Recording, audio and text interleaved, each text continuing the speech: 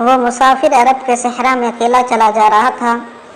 8 ہجری کے زمانے میں عرب کا وہ علاقہ جہاں مکہ اور مدینہ واقع ہے بڑا ہی خوفناک صحرا ہوا کرتا تھا، جلتا اور انسانوں کو جھلساتا ہوا ریگزار۔ ایک تو صحرا کی اپنی صعوبتیں تھیں، دوسرا خطرہ رہزنوں کا تھا۔ مسافر قافلوں کی صورت میں سفر کیا کرتے تھے، لیکن یہ مسافر اکیلا چلا جا رہا تھا۔ اعلیٰ نسل کے جنگی گھوڑے پر سوار تھا، اس کی زرہ گھوڑے کی زین کے ساتھ بدی ہوئی تھی، اس کی کمر سے تلوار لٹک رہی تھی اور اس کے ہاتھ میں برچھی تھی۔ اس زمانے میں مردوں کے قد دراز، سینے چوڑے اور جسم گٹھے ہوئے ہوتے تھے۔ یہ اکیلا مسافر بھی انہی مردوں میں سے تھا، لیکن جس انداز سے وہ گھوڑے کی پیٹھ پر بیٹھا تھا اس سے پتہ چلتا تھا کہ وہ شہسوار ہے اور وہ کوئی معمولی آدمی نہیں۔ اس کے چہرے پر خوف کا ہلکا سا بھی تاثر نہیں تھا کہ رہزن اسے لوٹ لیں گے، اس سے اتنی اچھی نسل کا گھوڑا چھین لیں گے اور اسے پیدل سفر کرنا پڑے گا۔ لیکن اس کے چہرے پہ جو تاثر تھا وہ قدرتی نہیں تھا۔ وہ کچھ سوچ رہا تھا، یادوں سے دل بہلا رہا تھا یا کچھ یادوں کو ذہن میں دفن کرنے کی کوشش کر رہا تھا۔ آگے ایک گھاٹی آ گئی، گھوڑا چڑھتا چلا گیا، خاصی بلندی پر جا کر زمین ہموار ہوئی۔ سوار نے گھوڑا روک کر اسے گھمایا اور رکابوں پر کھڑے ہو کر پیچھے دیکھا، اسے مکہ نظر نہ آیا۔ مکہ افق کے نیچے چلا گیا تھا۔ ابو سلیمان، اسے جیسے آواز سنائی دی ہو، اب پیچھے نہ دیکھو، مکہ کو ذہن سے اتار دو۔ وہ تم مرد میدان ہو، اپنے آپ کو 2 حصوں میں نہ کٹنے دو، اپنے فیصلے پر قائم رہو، تمہاری منزل مدینہ ہے۔ اس نے مکہ کی سمت سے نگاہیں ہٹا لیں، گھوڑے کا رخ مدینہ کی طرف کیا اور باغ کو ہلکا سا جھٹکا دیا۔ گھوڑا اپنے سوار کے اشارے سمجھتا تھا، نپی تلی چال چل پڑا۔ سوار کی عمر 43 برس تھی، لیکن وہ اپنے عمر سے جوان لگتا تھا۔ سلیمان اس کے بیٹے کا نام تھا، اس کے باپ کا نام الولید تھا، لیکن سوار نے خالد بن ولید کے بجائے ابو سلیمان کہلانا زیادہ پسند کیا۔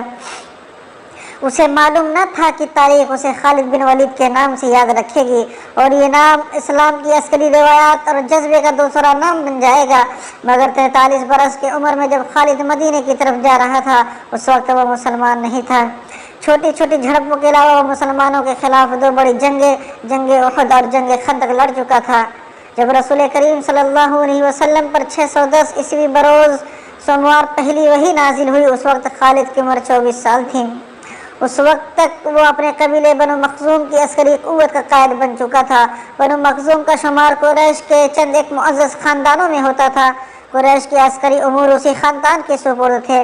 قریش خالد کے باپ الولید کے احکام اور فیصلے مانتے تھے۔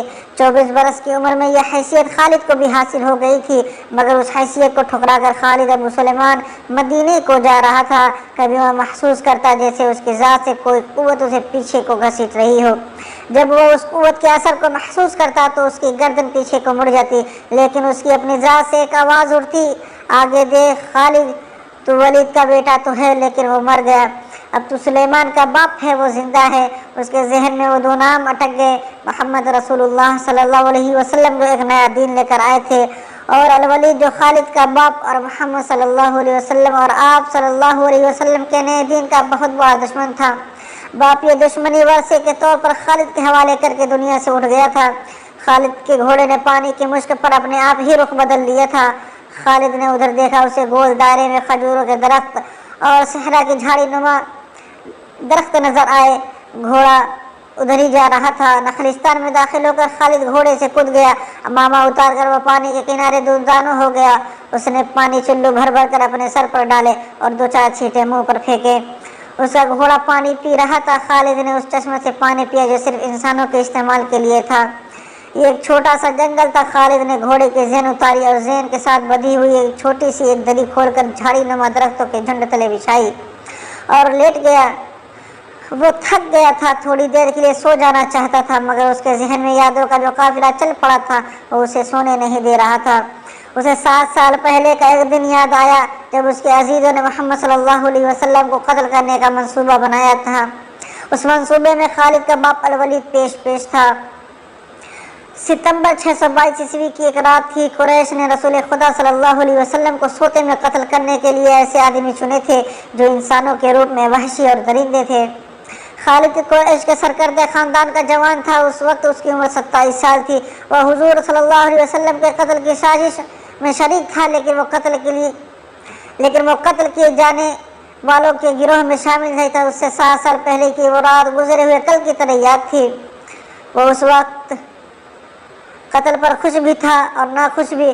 خوش اس لیے تھا کہ اس کے اپنے قبیلے کے ہی ایک آدمی نے اس کے مذہب کو جو بت پرستی تھی باطل کہہ دیا اور اپنے آپ کو خدا کا پیغمبر کہہ دیا۔ ایسے دشمن کے قتل پر خوش ہونا فطری بات تھی، اور وہ ناخوش اس لیے تھا کہ وہ اپنے دشمن کو للکار کر آمنے سامنے کی لڑائی لڑنے کا قائل تھا۔ اس نے سوئے ہوئے دشمن کو قتل کرنے کی کبھی سوچی ہی نہیں تھی۔ بہرحال اس نے اس سازش کی مخالفت نہیں کی، لیکن قتل کی رات جب قاتل رسول خدا کو مقررہ وقت پر قتل کرنے گئے تو آپ صلی اللہ علیہ وسلم کا مکان خالی تھا، وہاں گھر کا سامان بھی نہیں تھا، نہ آپ صلی اللہ علیہ وسلم کا گھوڑا تھا نہ اونٹنی۔ قریش اس امید پر سوئے ہوئے تھے کہ صبح انہیں خوشخبری ملے گی۔ ان کے مذہب کو جھٹلانے اور انہیں اپنے مذہب کی طرف بلانے والا قتل ہو گیا ہے، مگر صبح وہ ایک دوسرے کو مایوسی کے عالم میں دیکھ رہے تھے۔ پھر وہ سرگوشیوں میں ایک دوسرے سے پوچھنے لگے، محمد کہاں گیا؟ رسول خدا صلی اللہ علیہ وسلم قتل کے وقت سے بہت پہلے اپنے قتل کی سازش سے آگاہ ہو کر یثرب یعنی مدینہ کی جانب ہجرت کر گئے تھے۔ صبح تک آپ صلی اللہ علیہ وسلم بہت دور نکل گئے تھے۔